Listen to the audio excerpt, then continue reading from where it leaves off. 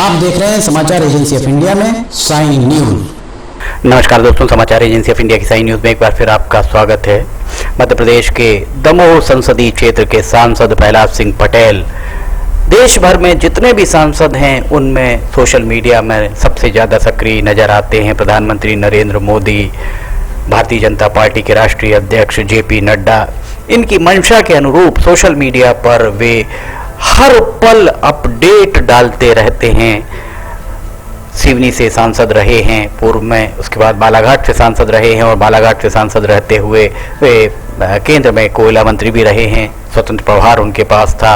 वर्तमान में जल संसाधन राज्य मंत्री हैं और उनके द्वारा दमोह के जिला चिकित्सालय में नवीन ओपीडी भवन का शिलान्यास किया गया।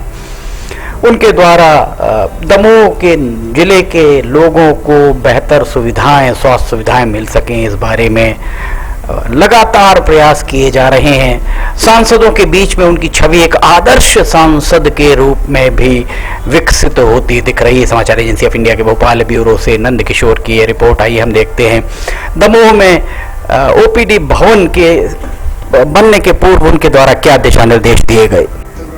प्रहलाद सिंह पटेल के द्वारा दमोह जिला चिकित्सालय में ओपीडी भवन, बाह्य रोगी विभाग भवन में मरीजों को किस तरीके की सुविधाएं मिलेंगी, मरीजों के लिए क्या क्या सुविधाएं वहां रहेंगी, इस बारे में अधिकारियों से जानकारी ली गई और दिशा निर्देश दिए गए। प्रहलाद सिंह पटेल सिवनी से उन्होंने संसदीय जीवन आरंभ किया। सिवनी लोकसभा सीट हुआ करती थी जो परिसीमन पुनरारक्षण में विलोपित हो गई। हालांकि ये अलग बात है कि सिवनी के विलोपन का कोई प्रस्ताव नहीं होने के बाद भी सिवनी की लोकसभा सीट को विलोपित कर दिया गया था। उस समय सिवनी से उनका संसदीय जीवन आरंभ हुआ। उसके बाद वे बालाघाट से सांसद चुने गए। बालाघाट से सांसद रहते हुए वे केंद्र में कोयला राज्य मंत्री, स्वतंत्र प्रभार उनके पास था। वर्तमान में वे दमोह से सांसद हैं और वे केंद्र में जल संसाधन राज्य मंत्री हैं। खाद्य प्रसंस्करण विभाग भी उनके पास है। वे लगातार ही दमोह जिले की समस्याओं को उठाते रहते हैं। दमोह जिले की समस्याओं को दूर करने का उनका प्रयास लगातार ही रहता है। सबके अलावा उनकी एक खासियत और ये सामने लगातार ही आ रही है कि सिवनी या बालाघाट लोकसभा क्षेत्र अर्थात सिवनी जिले, बालाघाट जिले, नरसिंहपुर जिले से कहीं कोई भी अगर उनसे मिलने जाता है तभी उसी गर्मजोशी से आज भी उससे मिलते हैं जिस गर्मजोशी से वे पहले मिला करते थे। जबलपुर में उनकी शिक्षा दीक्षा जबलपुर में हुई। जबलपुर से भी अगर कोई उनसे मिलने जाता है या उन्हें कहीं मिल जाता है तो वे उसे भी उसी गर्मजोशी से, जिस गर्मजोशी से आज से वो 10, 15, 20 साल पहले मिला करते थे, उसी गर्मजोशी से आज भी वे मिला करते हैं। मध्य प्रदेश सरकार के कोई भी मंत्री, कोई भी विधायक हो, प्रहलाद पटेल के दरवाजे उन सब के लिए लगातार ही खुले हुए हैं।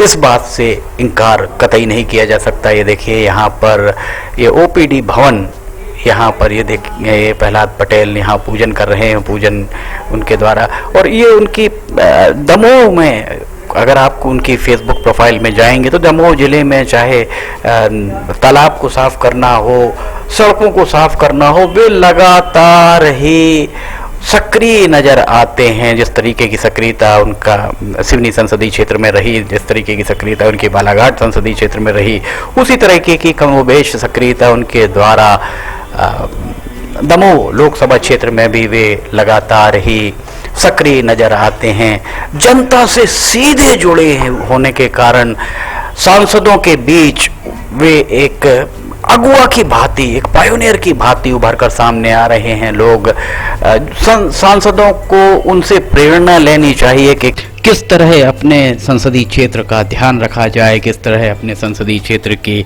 जनता, उनके मतदाताओं के द्वारा दिए गए जनादेश को किस तरह से उसका सम्मान किया जाए।